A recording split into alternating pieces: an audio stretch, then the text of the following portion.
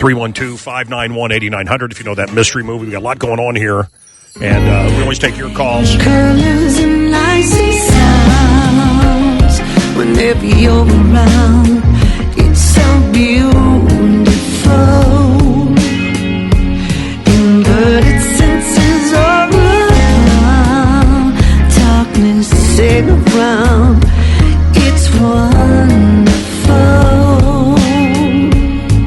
You're a big fan of Marshalls? Huge fan of Marshalls. There's a ton of Prince impersonators, Prince tribute bands out there, but Marshall is like the real deal. He plays piano, he plays keyboards, he plays drums, he plays all the instruments on his albums, just like Prince did. But doesn't he also have a connection to the band and other band members? He did. That song you just played was with Prince's sister, Sharon. Yeah. I think it is. Is it Sharon, Marshall?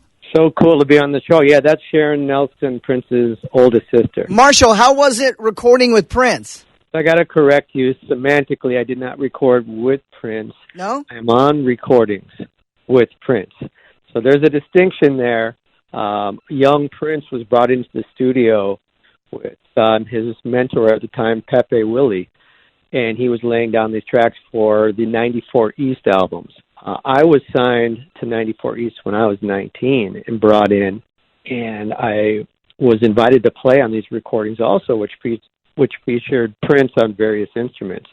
So my contributions were along with Prince, and they are released on the 94 East recordings, which are all available. But we weren't in the studio at the same time.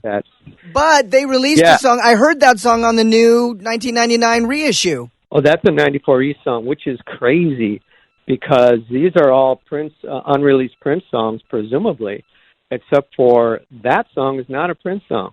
You're talking about Do Yourself a Favor. Yeah. That's not a Prince song. So Prince covered a 94 East song. Prince originally played on 94 East's the version of Do Yourself a Favor. And then he re-recorded it later all by himself. So wait, 94 East was a band, or was that the name of the studio? What was that? That was the band's name. And Prince was a guitar player and a contributor to all those recordings. The 94 East was his first entry into the studio and those first releases before he was Prince. What about Dr. Fink? Dr. Fink used to be in his band, but now he's touring with The Revolution, which is why he won't be with Marshall on New Year's Eve at the Arcada. New Year's Eve, Arcada, we love, that's my favorite place to party in Chicago. Okay, so Arcada, you're going to be doing a show. What are we going to see, Marshall? We are going to party like it's 2020. We have a connection with the Arcada Theater like none other in the country. Yeah. 24 hours after Prince passed away, that was where we were scheduled to play. Right. And I remember. The world stopped on April 21st, and April 22nd, we performed at the Arcada, and it became almost a religious experience for myself and certainly a community that was healing.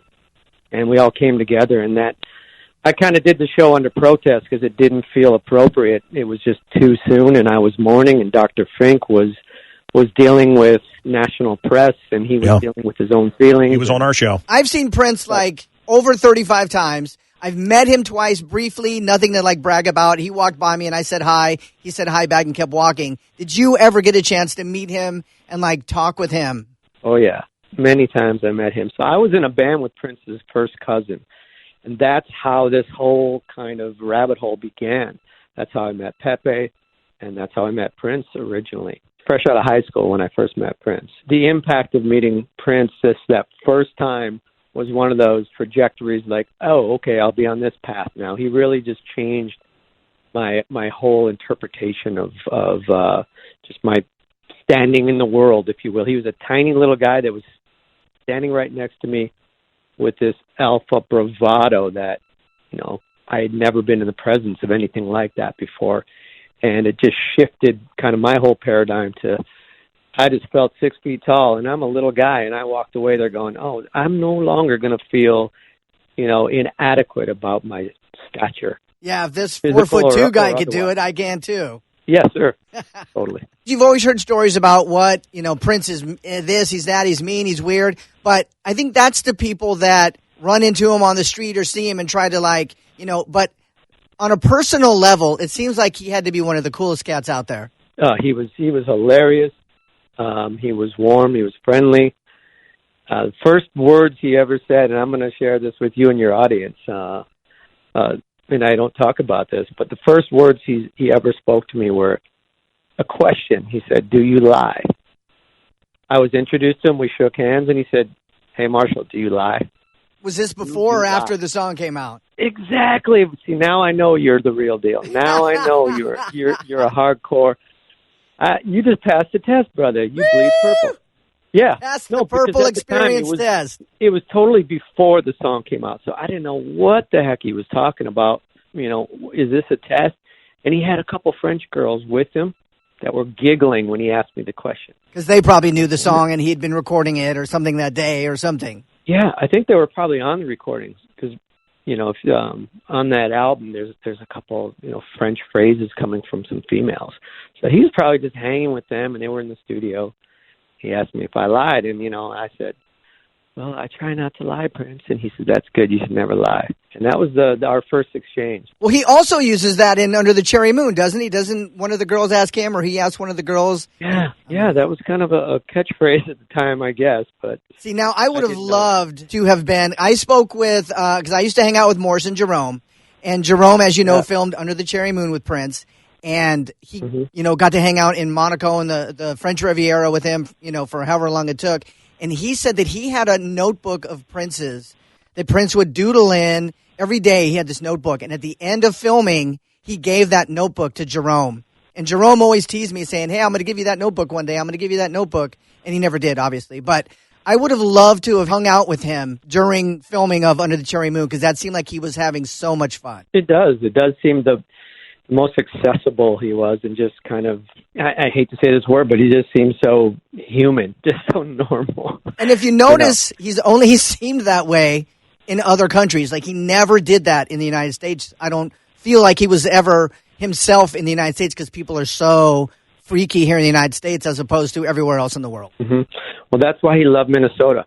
I mean, he would just hang out in Minnesota, go to the different clubs, go wherever. And he just felt that was home to him because people did leave him alone. I mean, there wasn't all this, you know, fanfare when he'd walk into. People respected him. I've heard stories. He walks into the Electric Fetus to buy some records, and nobody even like acknowledges him. Just like so he could just, you know, be who he wants to be. Yeah, I witnessed it many times. He would do all these pop-ins. Bunkers was his favorite clubhouse in Minneapolis. He loved the band that played there. In fact, he would just cherry pick people from the band, and next thing you knew, they'd be on tour with him. But he would just pop into Bunkers. Sometimes he'd get on stage and play. Sometimes he'd just hang in the back, and people would they'd say hi to him. "Hey, man, how you doing?" And that was it. That's all I mean, when I met him, that's all I said because I didn't want to like, so anyways, blah, blah, blah. And then he would just keep walking. Yeah, right. All I said was, "Hey, how you doing?" And he stopped and looked at me and said, "Doing good, man. How about you?" I was just like, "Oh, great." And he walked away. Yeah. So on New Year's Eve, you're going to be playing all of Prince's songs. And are you going to do any of your own stuff? No, at this point, we're not doing my own stuff. Sometimes I'll work it into my piano medley.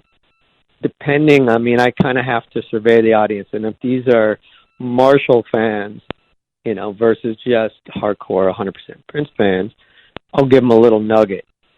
There's a piano medley during the show where the band clears the stage, and I'll do 10, 15 minutes of just whatever comes to mind, Prince songs, sing along. That was always my favorite part of his concerts, when he would just sit at the piano and play by himself. Loved it. Yeah, that's just raw talent. And it's also a connectivity that you're going to have with your audience that you're not going to get from full band energy. And I saw 6 shows in a row at the Cow Palace in San Francisco of the Purple Rain Tour. And every night when he sat at the piano and did that bit, every night was different. 6 shows in a row. Yeah. Well, he's a composer. So he's not just replaying canned arrangements. He's composing in the moment. He's producing in the moment, which is also how that show, any concert that you're at that is a Prince show, you can see him producing in real time. He's calling lighting cues. He's calling sound cues. He's calling band cues. He's got a vision in his mind, and he's painting right in front of you on the canvas. Yeah, it's amazing. So last question, I'll let you go. What favorite Prince song to perform when you're doing your show? Okay, I get asked this a lot, and here's the Like answer. picking your favorite child, I know. It is, but it's not about me. That's what I finally figured out, which is why my answer is going to be Purple Rain, because although it's not my favorite song to play, it certainly doesn't resonate with me like some of the deeper cuts, like you and I. You know what we're talking about. We're real fans, so we go deeper. But that song is an anthem, so it's not about me. I love playing that song, performing that song, because it's community now. The people in the audience really, it's cathartic, and there's this sense of belonging. We're all one, and I don't get that any other point in the evening. So when Purple Rain hits, it's the hairs on the back of your neck. It's that kind of a thing. So that's why it's my favorite. I completely get that because seeing Prince do it, 6 nights in a row, it was still great every night. But I could see if you didn't do it, people would be leaving going, he didn't do the biggest song ever. He didn't do Purple Rain. What is wrong with him? So I get that completely. Yeah. So now, okay, I'm going to change the question. What is your favorite song to play? Not that you think people want to hear, but if you just sat down and said, I'm going to play my favorite Prince song ever, what would it be? You know what? It's going to be my answer, and I'm going to debut it at the Arcada on New Year's Eve. I've never done the song. The Ballad of Dorothy Parker is my favorite song. Dorothy was a waitress in the promenade. She worked the night shift. Dishwater blonde, cool and fine. Okay, got a you lot of passed. tips. You passed. You're a Prince fan. You passed. You can get tickets at MarshallCharloff.com or you can go to ArcadaLive.com. Get your tickets now. It's going to be an amazing show. Thank you, man. Have a great Christmas, and we'll see you on New Year's. It's going to be great. Look, Arcada Theater, you put on a hell of a show. It's an all-star tribute. It's going to be great. Tickets on sale now, and check it out. Love you, man. Thank you. Thank you, bro.